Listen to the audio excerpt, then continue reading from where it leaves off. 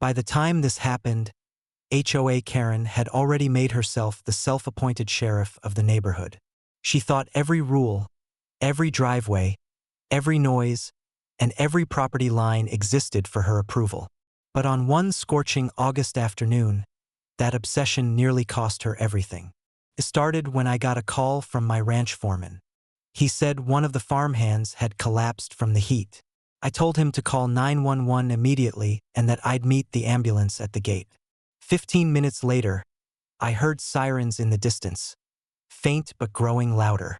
Dust rose over the road as the ambulance came flying down the stretch. That's when it happened.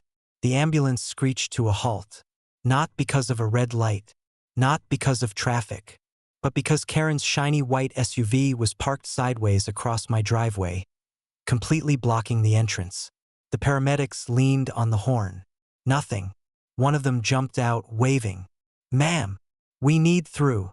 Karen, sitting in the driver's seat with her sunglasses on, didn't even flinch.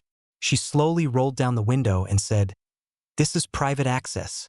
HOA rules don't allow emergency vehicles to use it without prior authorization." I came running up behind the ambulance, heart pounding. "Karen, move your car." She turned her head slowly. "You again? This is community property. You can't just let random vehicles through."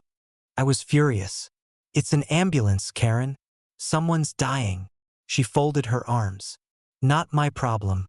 You'll need written clearance." I couldn't believe what I was hearing. The paramedic beside me was already on the radio, his voice tense. "Dispatch, we've got a blocked entry. Need police assistance." Seconds later, another sound joined the chaos. A small silver sedan speeding up behind us, tires screaming. It skidded to a stop, and a man jumped out, panic written all over his face. He sprinted toward the ambulance. "Is this where the collapse happened?" My wife called. She said my husband. It was Karen's best friend, nearly in tears, and then the words hit like lightning. "Wait," the paramedic said slowly. "Your husband's name's Mark, right?" She nodded. My stomach dropped. Karen's friend turned toward the ambulance, and then toward Karen's SUV, and screamed, "Karen, move your sir. Mark's in there." Karen blinked. "What?" "They're trying to get to your husband." The world went silent for a second, except for the sirens still wailing. Karen's face drained of color. She fumbled with the keys, scrambled into gear, and pulled the SUV off the road so fast she nearly hit the ditch. The ambulance roared through the gate, lights blazing. I ran after them, heart racing. They reached the collapsed man by the barn, and sure enough, it was Mark, Karen's husband. Dehydrated, barely conscious, pulse fading. The medics worked fast, getting fluids in, stabilizing him, shouting vitals. For the first time ever, Karen didn't have a single thing to say.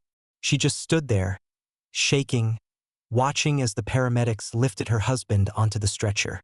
When the ambulance pulled away, sirens echoing into the horizon, she turned to me. Eyes red, voice barely above a whisper. I didn't know." I crossed my arms. "That's the problem, Karen. You never do until it's too late." She didn't argue. She didn't yell. She just nodded and walked away, slower than I'd ever seen her move. Later that week, the whole neighborhood found out what happened. The story spread like wildfire. How the HOA president blocked an ambulance over access rules, and how it almost cost her own husband's life. The board voted her out within days.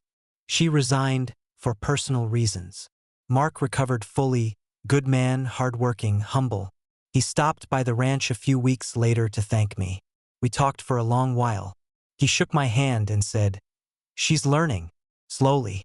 But she's learning." After that, the HOA quieted down. No more complaints, no more ridiculous bylaws. And Karen? She still lives there, keeps to herself now, never blocks the road. Sometimes I even see her wave from a distance.